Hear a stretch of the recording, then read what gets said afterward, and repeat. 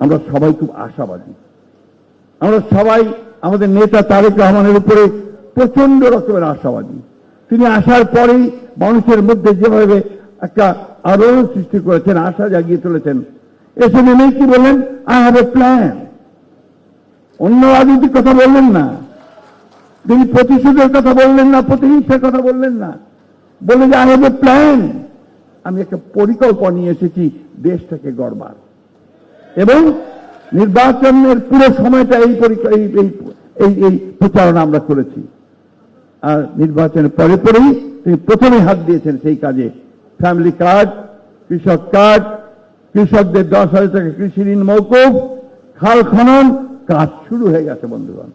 শহীদ জিয়া যেমন একটা কর্মযজ্ঞ শুরু করেছিলেন তার দায়িত্ব পাওয়ার পর থেকে, এ মাত্র 3.5 বছরে তিনি গোটা বাংলাদেশকে সেই বটমলেস বাস্কেট থেকে একটা সম্ভাবনাময় বাংলাদেশে পরিণত করতে সক্ষম হয়েছিলেন। তাঁরই যোগ্য পুত্র তারেক রহমান আজকে আমাদেরকে সেই পথ দেখাচ্ছেন।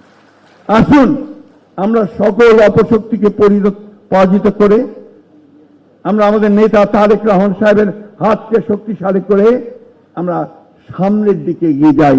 অতীতচারিতা ভুলে গিয়ে আমরা শুধু অর্জন করি আমাদের সুন্দর ভবিষ্যৎ, আমাদের সন্তানদের জন্য সুন্দর ভবিষ্যৎ, আমরা বাংলাদেশ যেন মাথা উঁচু করে বিশ্বের দরবারে দাঁড়াতে পারি, সেই কথা আমাদের বলতে।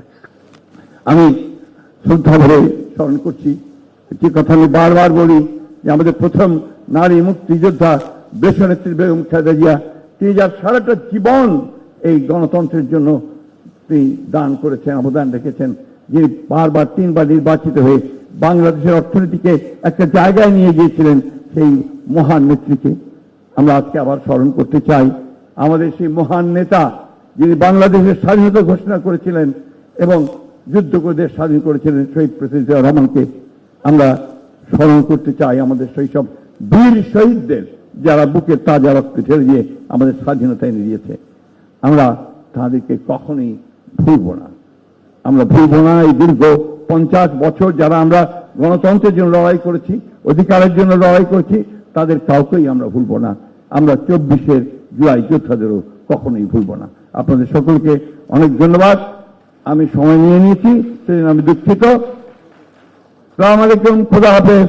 বাংলাদেশ জিন্দাবাদ, বাংলাদেশ জাতীয়তাবাদী দল জিন্দাবাদ, শহীদ জিয়া অমর হোক, দেশনেত্রী বেগম খালেদা জিন্দাবাদ, তার এসে যায় অমর হোক, এবং তারেক রহমান জিন্দাবাদ, বাংলাদেশের লড়াকু মানুষ জিন্দাবাদ।